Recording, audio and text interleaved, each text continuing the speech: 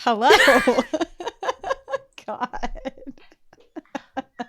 I feel like we were just in a game of chicken of who is going to say hi first. We were in a game of chicken for at least 15 seconds because I can see it on my recording. Like, who is going to start this episode?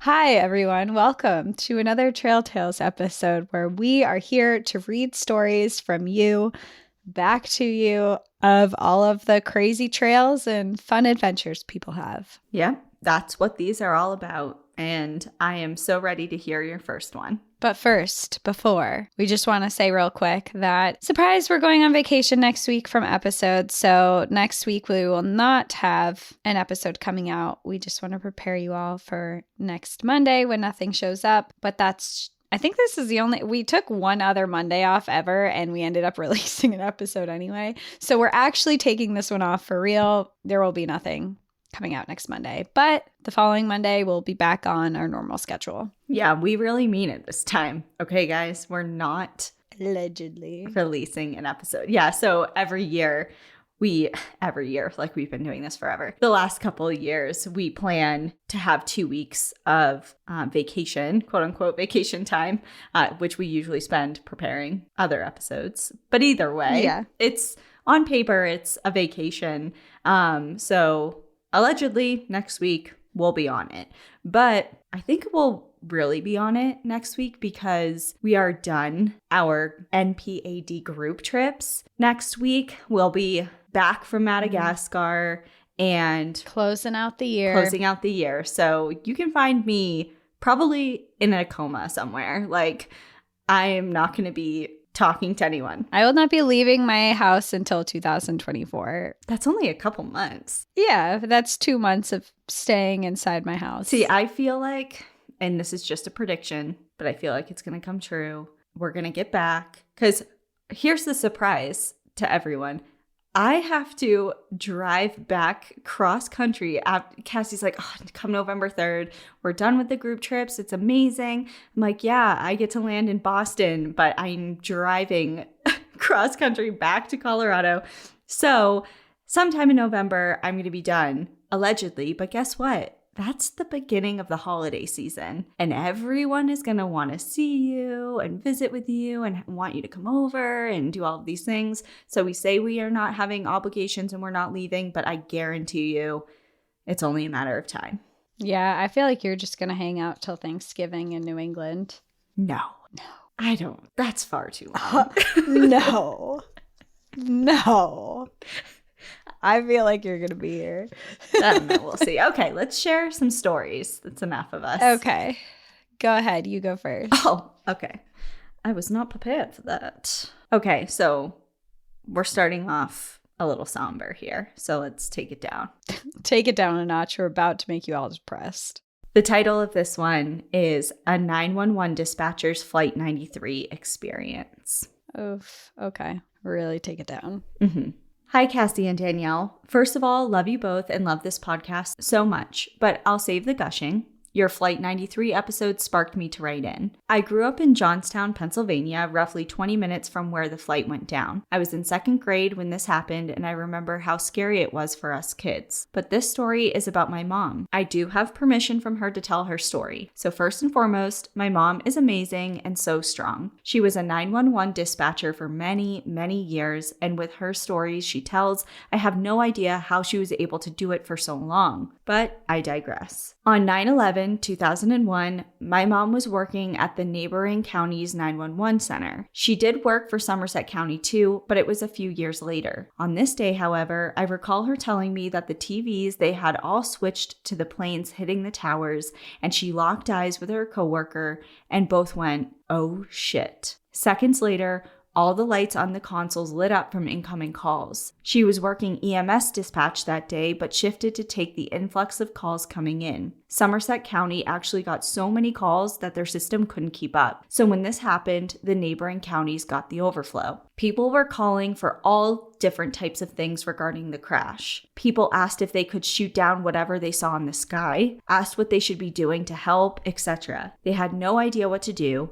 This wasn't something that happens in our small area of Pennsylvania, and this was definitely not something anyone prepared for before. People then started calling about a low-flying plane and subsequent crash. There were also calls that another unidentified plane might be flying to the Johnstown airport, which we all lived by. Mom said the decision was made to man every EMS and fire station in the county to prepare. While fielding all these calls about the plane crash from the ground, my mom would get calls of just static, muffled voices, screaming, people saying, oh my God, and tell them I love them. Herself, along with other dispatchers, got calls from people on the plane attempting to make sure people knew what was happening and to have their last words known. It still makes her emotional knowing she was the last person to hear some of the victims' voices and how scared they were. In the midst of all of this happening, my mom got a call about a toddler who was choking on a silk flower. So in the middle of this national crisis, hearing people calling from the plane,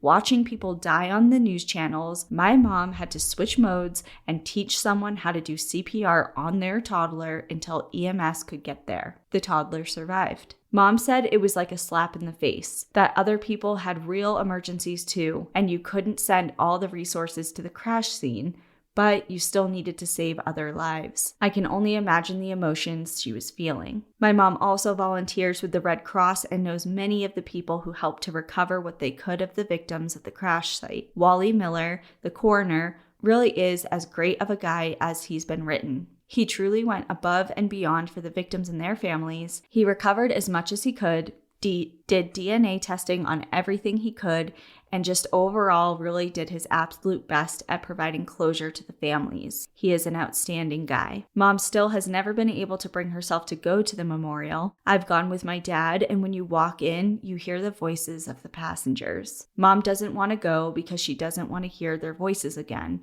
as she hears them in her head enough. And I surely can't blame her. Her and the other dispatchers had it tough. They're all so strong, so resilient, but they're all affected by that day decades later. Emergency dispatchers are a special sort of people. Thanks again for all you do, ladies, and I appreciate you so much for covering this story. I wish my area was known for other things other than this event. It is beautiful and has lots of recreational activities to offer, but I value you covering this story with such respect and remembrance about the heroic victims of Flight 93 and all the emergency responders in my neck of the woods. Lots of love, Elizabeth. It's so hard hearing firsthand account. I mean, I know it's your mom, but still firsthand accounts of people hearing what went down that day. And it's decades later. It still hurts the same way that it did when it happened. Yeah, it was a tough episode and you did a great job doing it. And I know that you got a lot of positive feedback about it as well. And yeah, it's just, I don't think emergency dispatchers get enough credit because they are also part of the group of people who are first responders. And I think that they get maybe forgotten a little bit because they're not running into a burning building, but they're literally the front of the line when it comes to like fielding calls and coaching people. I mean, she just saved that mom.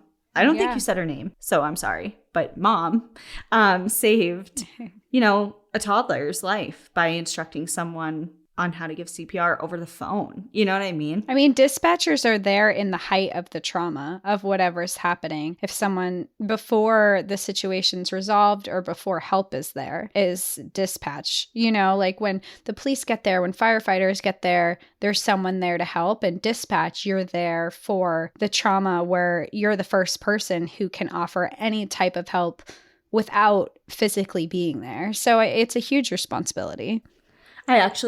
I don't know what it is with my algorithm or whatever. And I don't have TikTok, but I do use the Reels on Instagram. Kind of like, it's the same shit. But anyway, so I was on that. And I think I watched like one or two videos too long about, they're like videos that have the voiceover of actual 911 calls. Do you know what I mean? Yeah. And so now that's like all of my algorithm. Oof. That's a tough algorithm to have. It is. But there was one I listened to actually last night. It was really cool. It was about, I think it was somewhere in the UK. And this woman working dispatch got a call from like a 3-year-old kid that he was like, my daddy's like fell down and he's not getting up. And she's like, is he sleeping? And he was like, no, he sleeps. He snores when he sleeps and he's not snoring. And then basically she coached him through giving her information. And basically, long story short, the dad got stung by a bee. He was allergic to a bee. Oh, I've heard that. Yeah. I've heard that. And it's like, oh my God. It's just the anxiety you must feel because you have all this information, but you're not there to help and you just have to use your voice, which you kind of have to figure out what's going on with people who might not know what's going on. Yeah. I don't know. I don't envy that. I mean, I've had to call 911 in a very awful situation and I just don't know how people do it day in and day out. So being on the other end. Yeah, of that. respect. Yeah.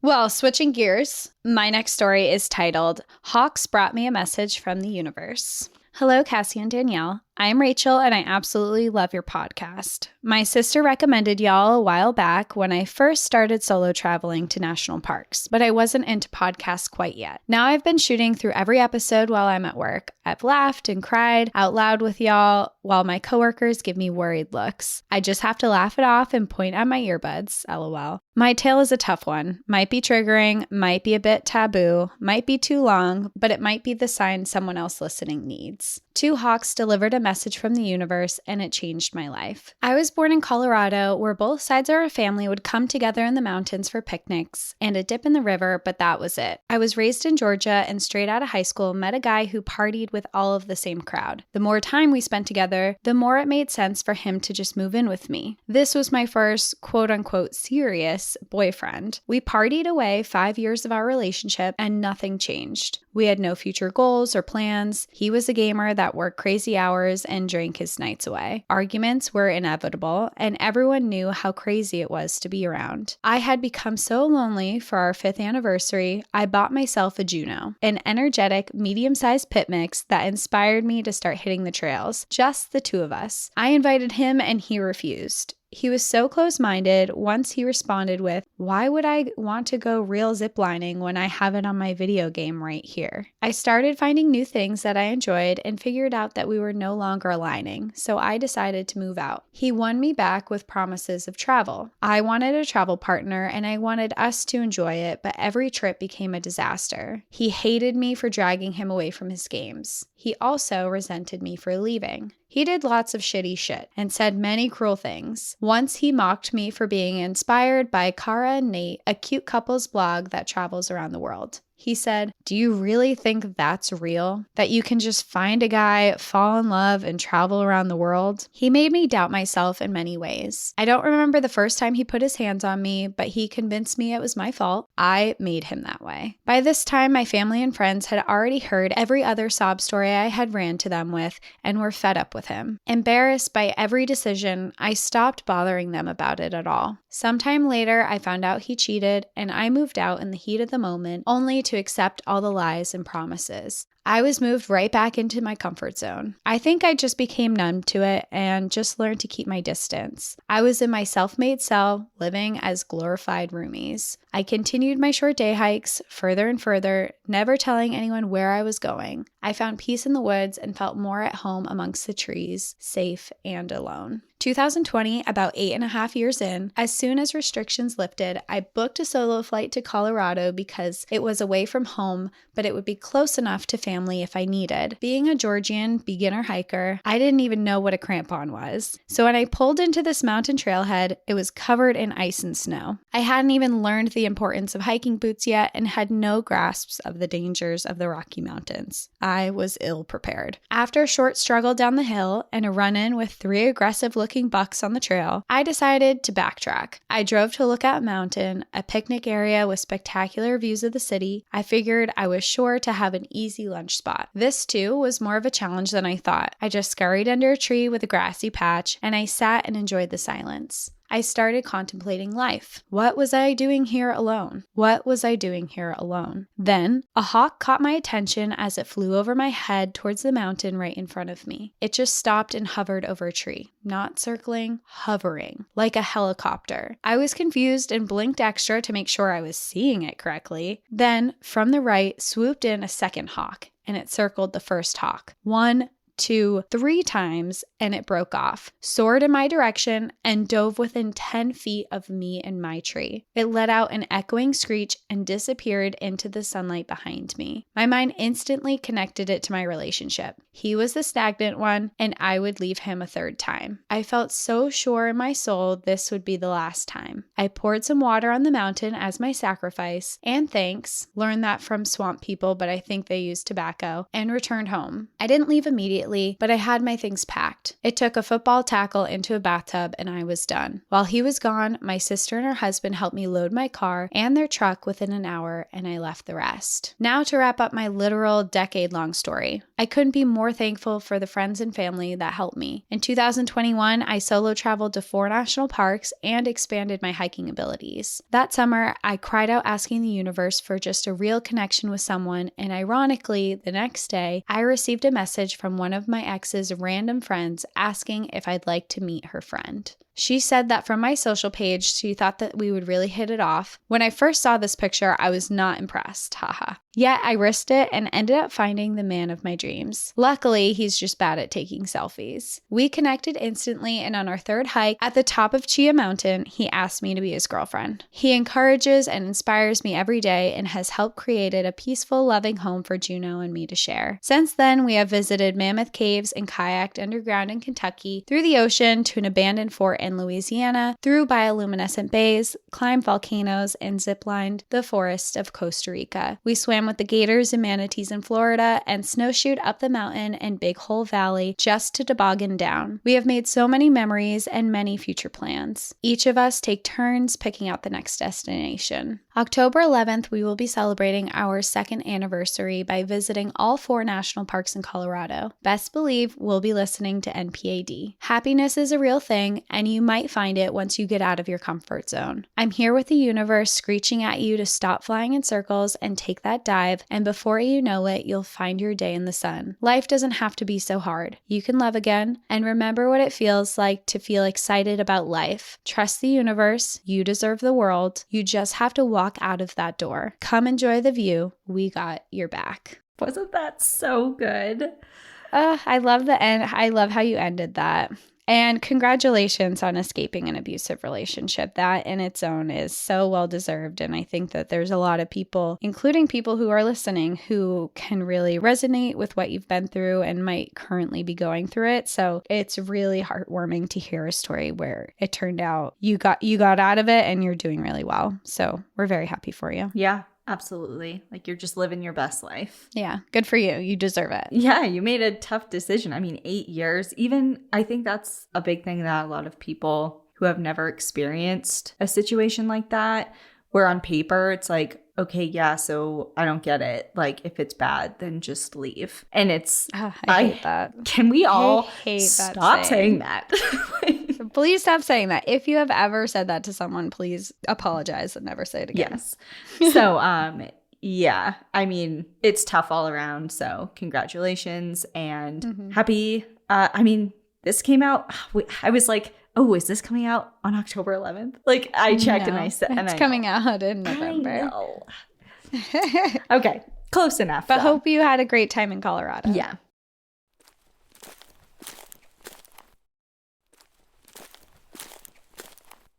Okay, my next one is titled Haunted or Hallucinating in Sleeping Bear Dunes National Lakeshore. Haunted. You don't even know what I'm about to say. I know. I'll be the judge. I'm the reader. I'm the judge and the trial and execution. No, the judge, the jury. I'm just kidding. That's what it is. Thank you. You're welcome. Dear Danielle and Cassie, of course, I have to mention how much I love your podcast before I tell my story. It has truly given me a deeper understanding of our national parks, our country, and beyond. And I think I have a semi-unique perspective, which I will explain more later. My story takes place on the South Manitou Island in Sleeping Bear Dunes National Lakeshore in Michigan. I was on a backpacking trip sponsored by the National Park Service, with the focus being learning some mapping skills and leave no trace principles. We were called Wilderness Ambassador Youth. Yes, we got really cool patches and honorary badges at the end. As well as I can recall, there were 5 girls and 4 boys, all high school age, plus 1 male leader, 1 female leader, and 2 female interns. The trip itself was pretty uneventful, with your usual backpacking shenanigans, freeze-dried meals, purple fingers after dipping too long in Lake Michigan, re-aggravating an ACL injury, and experiencing true expansive dark sky. One day, we hiked up over the back of the island and watched the boats go by in the passage. It is amazing how far you can hear sound across water. We got to the last night and we were camping in a designated campground before catching the ferry back to the mainland the next day. This is the setting for my story. That night, in our exhausted, sleep-deprived state, 5 of us had decided to try and spend the night on the beach in our sleeping bags. The campground is located on the side of the island with the ferry dock along the bay. South Manitou Island is a big U-shape. We stayed up late telling stories and laughing so hard. I blame the sleep deprivation.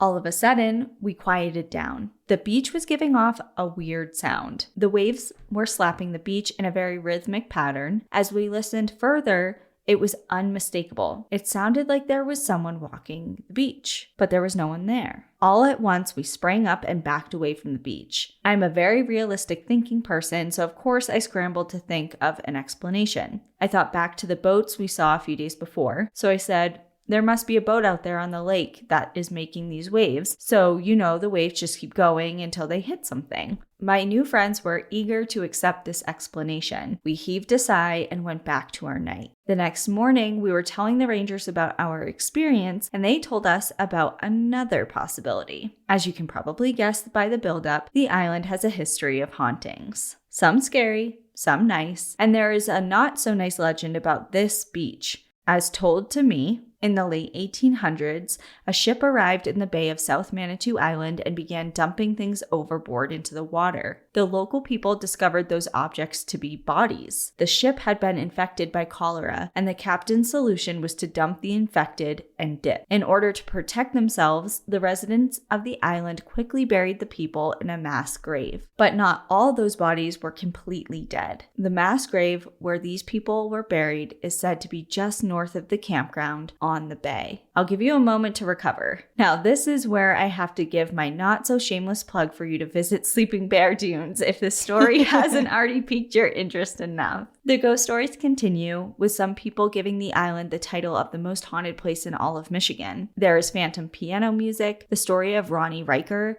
the tragedy of the lighthouse keeper's family, a haunted life-saving station. The National Lakeshore also holds many other stories of early settlement of the area, award-winning rye bread, perch dunes, bear, otter, old-growth forests. The buzzwords are endless. Also, I lived there for 9 years of my life, with my very own mother currently being the chief of interpretation and visitor services of the park. Okay, is this an ad?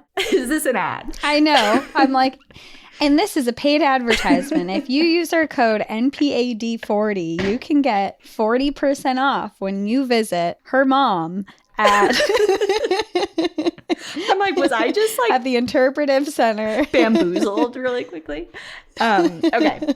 My unique perspective mentioned at the beginning is because of being a park ranger's kid. I grew up in them, Sleeping Bear being the 4th park my mom has worked at during my childhood. I think it's about time I wrap this up. Whether or not you think I did witness the spirit of someone buried alive or just regular shipping traffic, I hope you have liked this story enough to do some research on Sleeping Bear Dunes National Lakeshore. Thank you so much for listening. Don't forget to enjoy the view and be thankful for modern plumbing, Alexa. I mean, I am thankful for modern plumbing, but... All right, judge, jury, and executioner. Hallucinating or haunted? I'm going to say it was hallucinating. Why? Because she mentioned several times that they were sleep deprived. And water does make like weird, like, I don't know. Sometimes I feel like I hear things when I'm near water and I know for a fact that it's not anything paranormal. And it's at night, you're with a bunch of other people, you're riling each other up. Like, I don't know. I feel like it's not paranormal, but I will say I am inspired to look into whatever you just pitched us, essentially. Yeah. You didn't get haunted, but you did convince everyone who's listening to go visit your mom. Yes.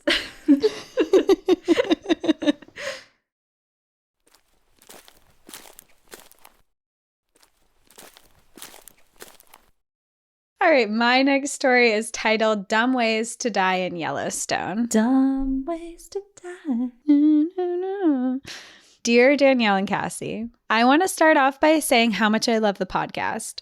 I am a national park junkie and appreciate all the hard work you two put into researching them so your listeners can experience the history as well as the splendor of these sacred places. Your stories bring another appreciation to the parks, and I believe that appreciation encourages protection. So thank you for contributing to the appreciation and protection of our parks that they so deserve. After listening to one of your more recent Trail Tale episodes where a woman encounters a bear cub in Yosemite, it prompted me to share an experience I had while living and working in Yellowstone National Park. For a little background on myself, my name is Leslie and I am a travel nurse who spent 2 seasons working in Yellowstone and another 2 years in a hospital outside of the north entrance of the park. As an emergency nurse in this region, we were trained and quickly made familiar with wildlife attacks that included elk, bison, and grizzly bears. In addition to my time spent living, hiking, fishing, and camping in Yellowstone, my father has been bringing me to the park every year since I was 2 years old for our annual fishing trip. We still go to this day. He is 71 and I am 34. My affinity for Yellowstone runs deep and inspired me to read several books on the park. Some of these books included Death in Yellowstone and Taken by Bear in Yellowstone. Needless to say, I was not ignorant to the dangers of the park. I consider myself versed on the potential dangerous wildlife encounters and, more importantly, on how to avoid them. On that note, I will share with you my close call with North America's most deadliest mammal. It was a June day in Yellowstone, and my plan was a day hike with my now husband, Matt. We had planned to hike a heavily trafficked trail near Mammoth Hot Springs. The trail was about 8 miles round trip and took you down into the canyon to view an impressive waterfall and then loop back out to the peak of an old volcano. It was early in the morning when we arrived at the trailhead. We gulped down our coffees as we began to unload our day packs and checked for our essentials. The essentials always included water, snacks, camera, and bear spray. As we unloaded, I heard a long, eerie cry in the distance. I said to Matt,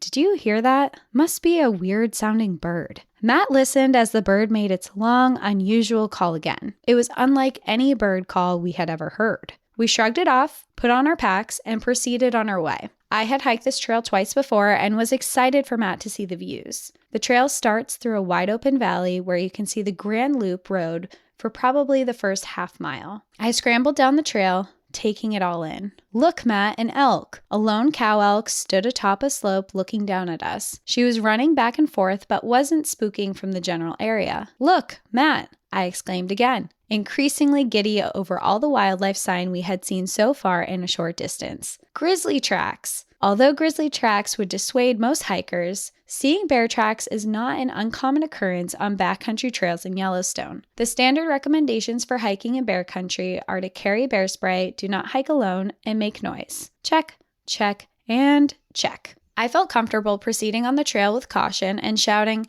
"Hey, bear!"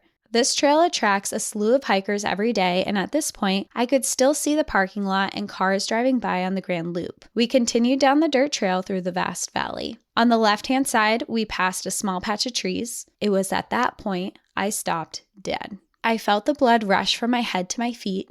"Matt," I said without moving my teeth. "Bear." Roughly 20 feet from us stood a grizzly sow on her hind legs, surrounded by her 2 cubs feasting on a calf elk. Their blood-covered snouts glanced over at us and hurriedly continued to devour the calf. 20 feet? Is that what you just said? Yep, 20 feet. So close. If you have read any of the warnings on grizzly encounters, they always emphasize that the most aggressive bears are statistically 1, a surprise bear, hence making noise, 2, a sow with her cubs, and 3, a grizzly on a kill. Perfect. Matt and I had encountered the trifecta. Matt stood next to me, also not moving. Get your bear spray in your hand. Matt held tightly to his can of bear spray in one hand and me with the other. I could still hear the cars in the background. That is how close we were to the trailhead. But my mind at this time had lost all rational thinking. My brain could not connect my hands to the bear spray. It fumbled in my sweaty palms as I simply backed away slowly, focusing all my energy into not running and screaming in the opposite direction. My feet were moving, but I remember nothing but stark white fear. The sow watched us intently as we receded into the distance. I can only assume since the kill was so fresh, they were too busy getting their fill to worry about us that time. Whatever the reason, I'm grateful. When Matt and I made it safely to the road, we were able to watch and observe the bears feeding. As we watched and admired the true wildness that was happening before our eyes, we could see other hikers start to set out down the trail. We waved our arms to alert them since the bears were completely concealed by the trees. As we created a scene, cars began to slow down and a crowd formed to watch the bears. Bystanders offered us views through their scopes and binoculars. We politely declined as we had already gotten close enough. Looking back now, Matt and I can't help but laugh at our foolhardiness. The obvious signs were casually dismissed, the weird bird sounds that was actually the elk calf's dying cry, the lone cow elk refusing to leave her post and frantically running back and forth, and the grizzly tracks we followed along the trail. I have a profound respect for wildlife and would never intentionally cross a line to invade their space. My watch clocked us at 1/4 mile onto a trail that receives dense human activity. It served as a reminder that no matter where you are in the park, you are always dead center in the wilderness that is Yellowstone National Park. You must always remain bear aware, even if you are stepping onto the trail or miles into the backcountry. It also gave us a very literal meaning to enjoy the view, but watch your back. Keep up the great work. Thank you for listening to my story. That's my nightmare. It's a really cool thing to see, but seeing it that close. Yeah, no. That's so scary. That's like actually my nightmare. It's just stumbling upon a grizzly despite all efforts otherwise, you know? It's like I have been actively trying to avoid this and here I am. Oh my God. And I can just like picture the sow just standing up, like blood all over her face. Like, who goes there? Are you next?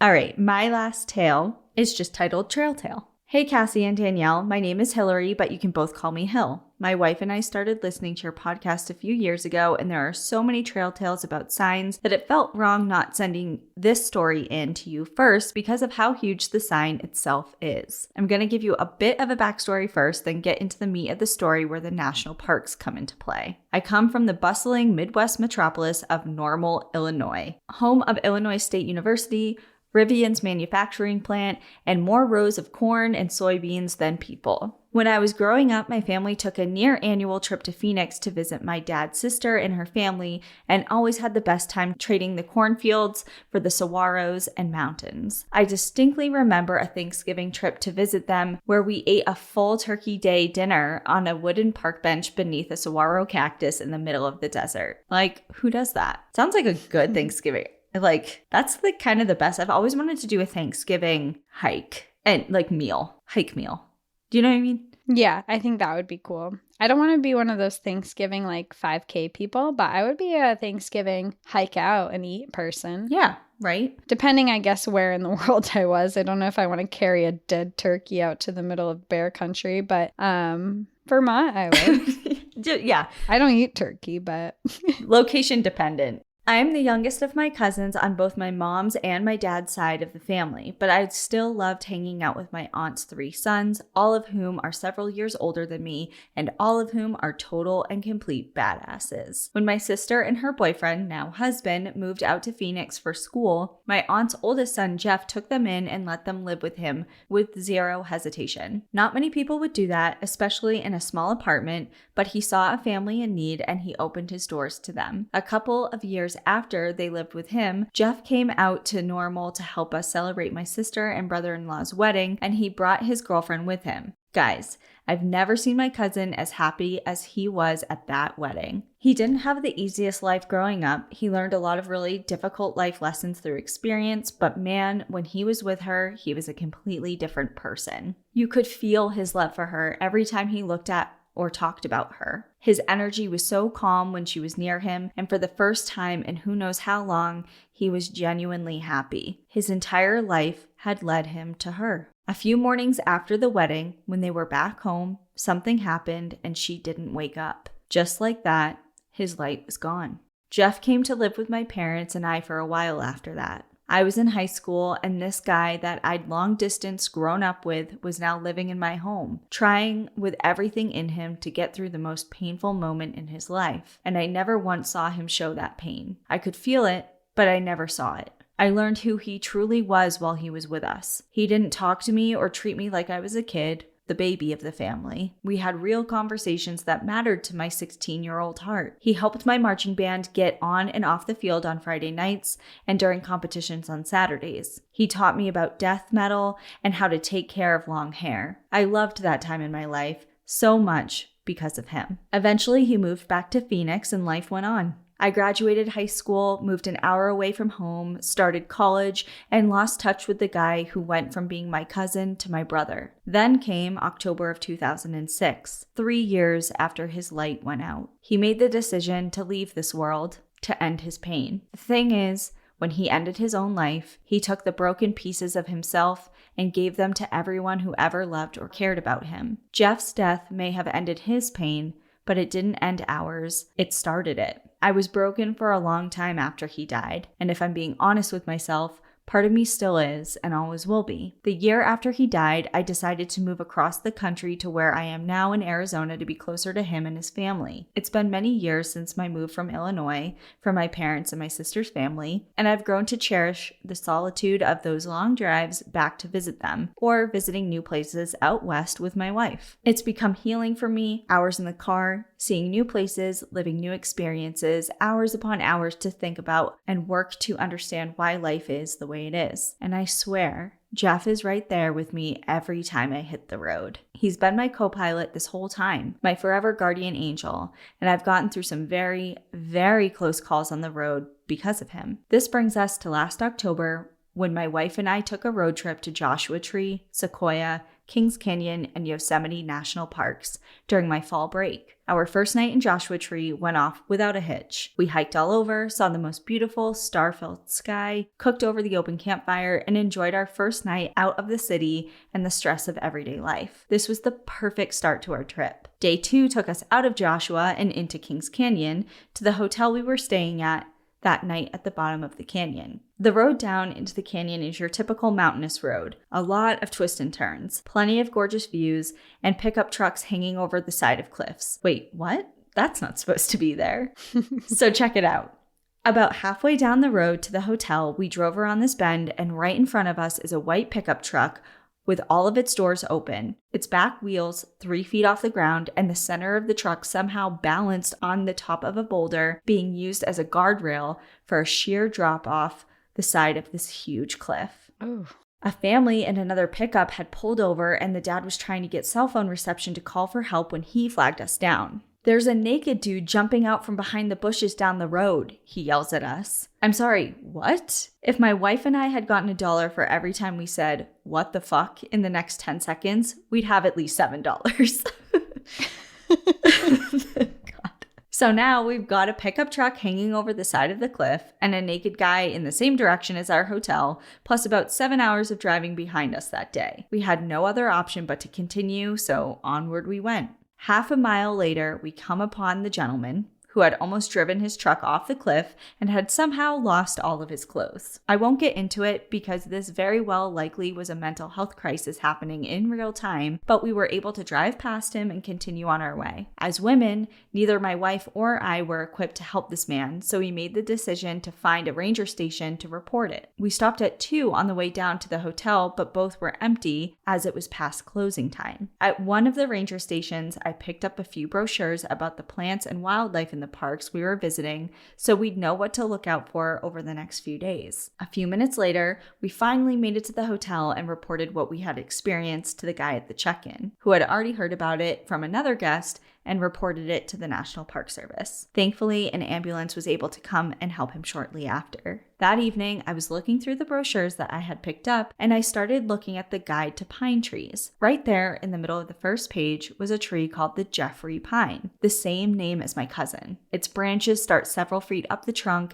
and it's characterized with large, spiny pine cones, needles in bunches of 3, and an overwhelming smell of sweetness, much like butterscotch. Here's the thing. We would have never gotten those brochures if we hadn't encountered the naked guy and stopped at the ranger stations, and I never, ever would have known that the Jeffrey pine is even a tree to be on the lookout for. That brochure had to be the sign, right?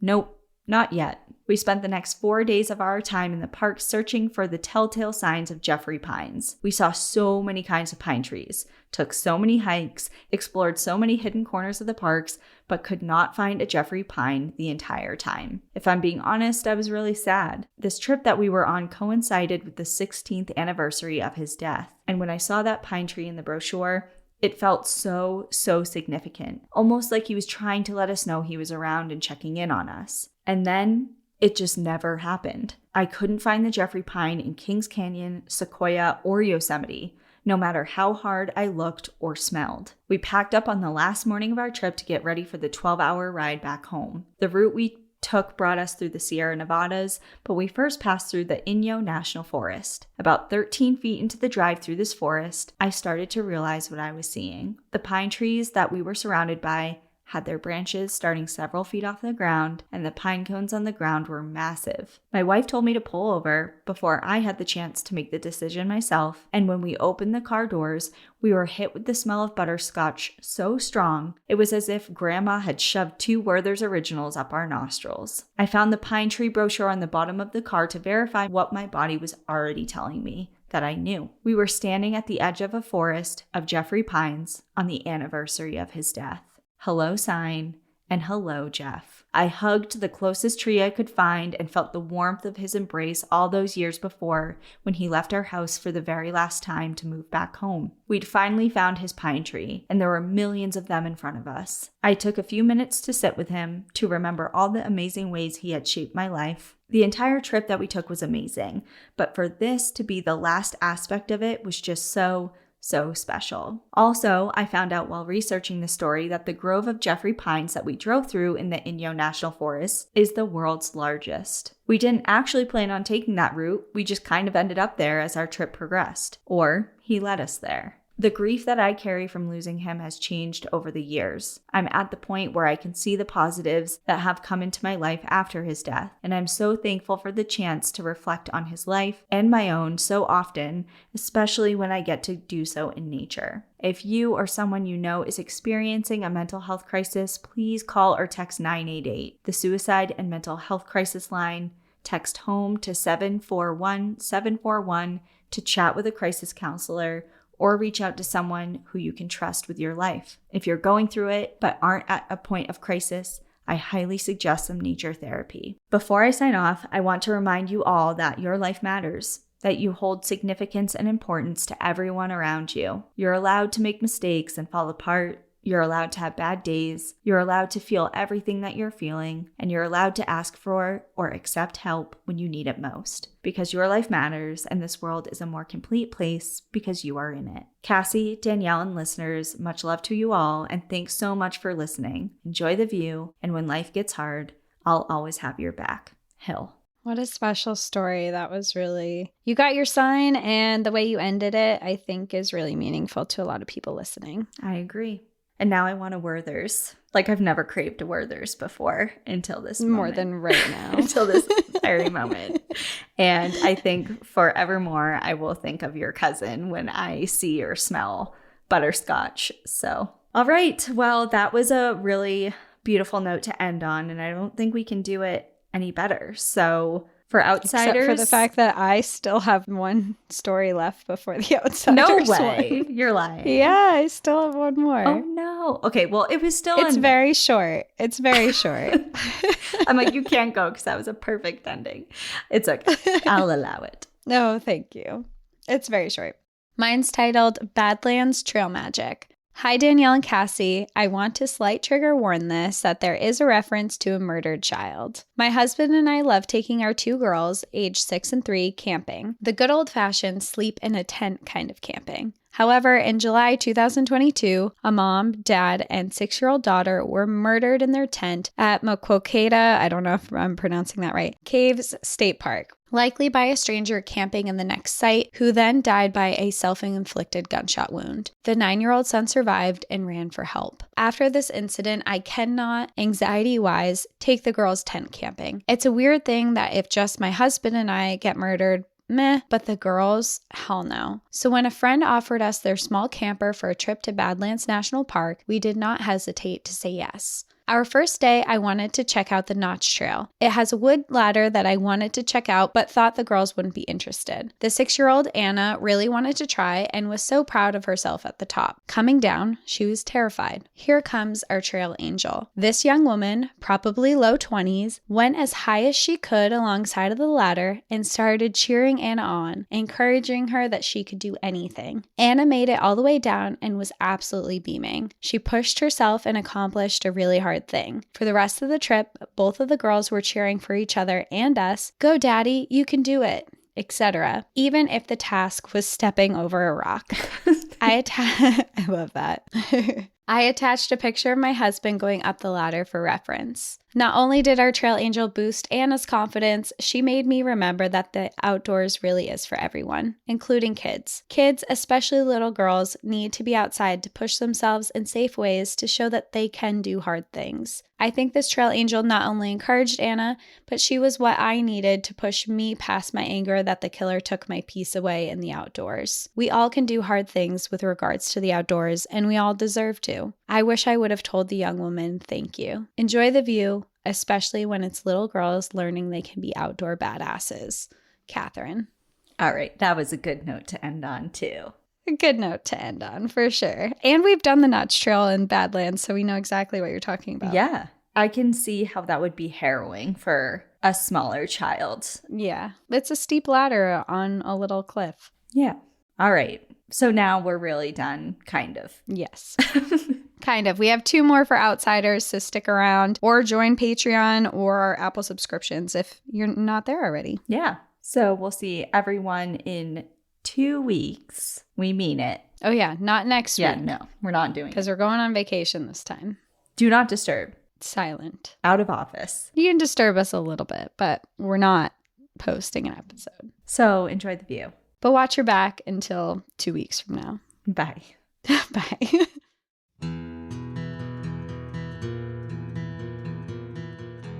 Thank you so much for joining us again this week. If you have a trail tale or story suggestion, send us an email at stories@npadpodcast.com. Follow us on Instagram and Facebook at National Park After Dark and on Twitter at NPAD Podcast. Join our Outsiders Only community on Patreon or Apple subscriptions to listen ad-free, unlock monthly bonus episodes, and exclusive content. And remember, when you support our sponsors, you are supporting our show. For our exclusive discount codes and source information from today's episode, check out the show notes. For more information on our show, our book recommendations, merch updates, and more, visit our website at npadpodcast.com. And please rate, review, and subscribe from wherever you listen to podcasts.